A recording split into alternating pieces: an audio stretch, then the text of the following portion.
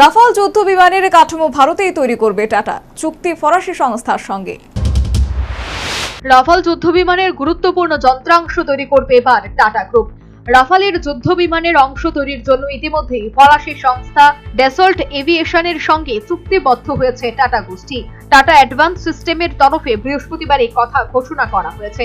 এই চুক্তির মাধ্যমে প্রতিরক্ষা সরঞ্জাম তৈরির ক্ষেত্রে টাটা গোষ্ঠীর পদক্ষেপ আরো পোক্ত হলো। সে সঙ্গে make in India defence project আরো গতি পেল। রাফাল যুদ্ধ বিমান তৈরির জন্য হায়দ্রাবাদে বিশেষ ম্যানুফ্যাকচারিং ফেসিলিটি গড়ে তোলা হবে। সেখানেই তৈরি হবে রাফালের গঠনগত উপাদান। এই চুক্তি আগামী দিনের জন্য যুগান্তরকারী হতে চলেছে বলে মত বিশেষজ্ঞদের। কারণ এই প্রথম রাফাল যুদ্ধ বিমানের কোনো অংশ তৈরি হতে চলেছে ফ্রান্সের বাইরে। ভারতীয় সেনার হাতে এখন যে সমস্ত রাফাল যুদ্ধ বিমান রয়েছে তার সমস্তটাই তৈরি হয়েছে ফ্রান্সে। টাটা অ্যাডভান্স সিস্টেমের সঙ্গে ড্যাসল্ট এভিয়েশনের 4টি প্রোডাকশন ট্রান্সফার এগ্রিমেন্ট রয়েছে। সেই চুক্তি অনুযায়ী রাফালের ফিউজেলেজ বানাবে টাটা গোষ্ঠী, অর্থাৎ যুদ্ধ বিমানে দেহের খোল বা কাঠামো তৈরি করবে টাটা অ্যাডভান্স সিস্টেম।